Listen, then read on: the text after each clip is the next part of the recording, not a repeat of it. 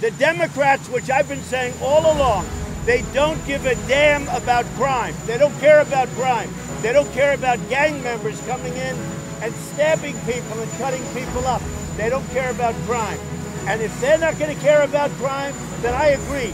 They shouldn't do anything at the border. But I care about crime, and I care about drugs. Something that's more dangerous than the gangbangers that are committing these crimes are the Democrats that are emboldening them to do that. And cops are sick of it. Wow.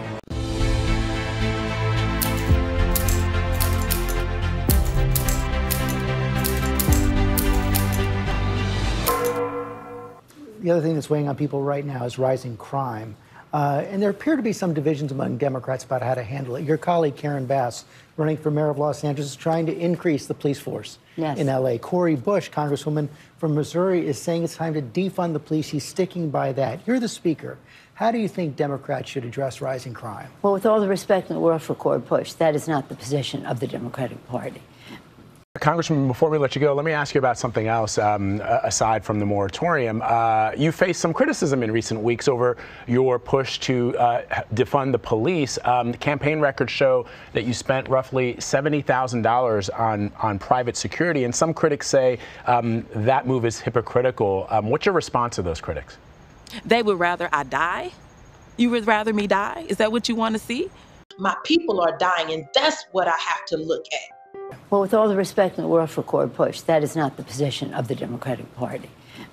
Police is just a consequence of the community. It's not a necessity. In St. Louis, we have more police per capita than any city our size, and we're not safer as a result. We have 1,300 officers, and at most in the entire city, there's about 54 to 60 officers on the street in any given shift. That is completely unacceptable. It's not safe for the public. It's not safe for the officers. We're on track to have the highest murder rate on record. In 2019, there were 500,000 calls for service in the city of St. Louis.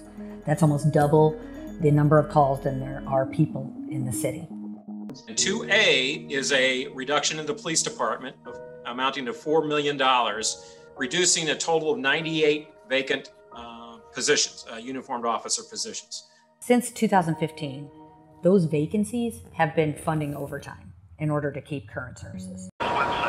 It's a distinction no city wants. Murder capital of America. The homicide rate in St. Louis was the highest in the country last year, the worst this city has seen in 50 years. Fear and crime run high downtown, pushing businesses, tourists, and families out. Late last week, gunshots rang out as Mayor Tashara Jones was giving a press conference on efforts to curb gun violence. When I showed this video to my son, he thought that they were shooting at me.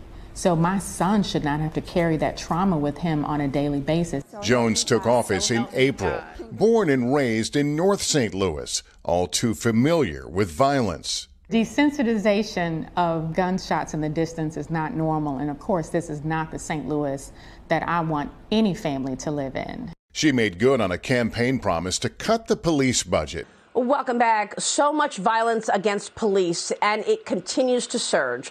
13 police officers were shot across 4 states in a 24-hour period on Friday alone. 2 officers died and 11 others were injured. This year alone, 58 law enforcement officers have been shot in the line of duty, compared to 29 during the same time last year. Store owners are now forced to take extra precautions to prevent theft. One Walmart in Florida reportedly locking up their steaks with security wire. Smash and grabs to the lawlessness across the board. Murder, 25-year highs at leading cities across the country. Your thoughts on what is taking place and how to stop this? You know, Nancy Pelosi said in an interview yesterday, make no mistake, community safety is our responsibility. And those words should come back to haunt Democrats in the 2022 elections later this year. You know, it has been this significant push by politicians to hate law enforcement.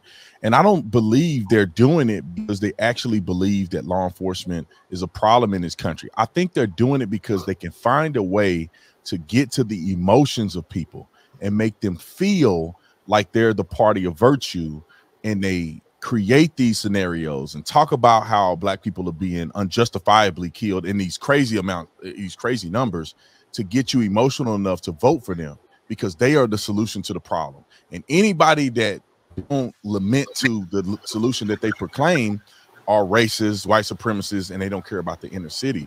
Republicans are already using these comments by Bush to hit Democrats on the broader defund the police movement. Recent polling shows a majority of Americans oppose the movement, but do support shifting funds toward community policing and social services. Do you expect the GOP will make policing a central part of their midterm push? This is absolutely turning out to be one of the most critical areas, not only from that polling, but from internal Republican polling that says there continues to be a rift on how policing is perceived. If you look at the fact, they're going to argue that many of the blue states that have cut over $1 billion in police funds from their municipalities have seen, conversely, an increase or an uptick in crime. And this particular scenario, it's a perfect example of saying, do as I say, not as I do. The way that they did, but it is, I do think, indicative of how little support and care Mayor Lightfoot and her administration has for cops. This is a symptom of that issue. Well, and we're talking about a situation, too, where they are having to put money back into law enforcement in that city after defunding. And look, there's a whole lot of, and I've talked with a lot of officials from there and across the country who don't like that word defund the police, although they say they're mimicking what they see in the streets. Well, that's what the signs say, so I don't know what they're talking about. But when you take money away from things, when you reallocate, whatever fancy word you want to redefine that some on the left like to do, the bottom line is you've taken resources away. And so that's another thing that this mayor, Lori Lightfoot, is having to go backwards on now and say, yeah, we're actually going to need some money for more cops. More and more Democrat leaders are now reversing their defund the police push to instead say, hey, we need to hire more cops after the deadliest crime wave in 2 decades. This has flattened tax bases in cities around the country, causing taxes to go up and crime to go up. And minorities are getting slammed by this, the polls and the data show. Yeah, this, I guess, shows that Democrats finally are waking up from their beautiful fantasy that they could defund the police, demonize the police, ridicule the police, that everything would be terrific. As Congresswoman AOC said, if we would defund the police, America would be like a suburb. It doesn't look that way, as a matter of fact. And so I think they're able to see, as the bodies pile up, as the crime rates go skyward, homicide rates are climbing and all that. It's very hard to pretend that this thing is working when you actually have bodies piling up. You've got people getting beaten up, their property stolen, shoplifting galore. And so what a lot of folks are talking about when it comes into this movement is that they're asking for the same budget priorities that many affluent suburbs already have. And it may sound strange, but many affluent suburbs have essentially already begun pursuing a defunding of the police. But to be clear, Mayor Lightfoot, and frankly, Democrats around the country, they've emboldened these criminals by pushing policies that make communities unsafe. They blame Trump, or they blame guns, or everything except the actual criminals, because it wins them political points. And then they pretend someone calling you out for not doing a very good job, well, you don't understand the defund movement, or you're just coming after me because it's sexist and racist. Something that's more dangerous than the gangbangers that are committing these crimes are the Democrats that are emboldening them to do that. And cops are sick of it. Wow.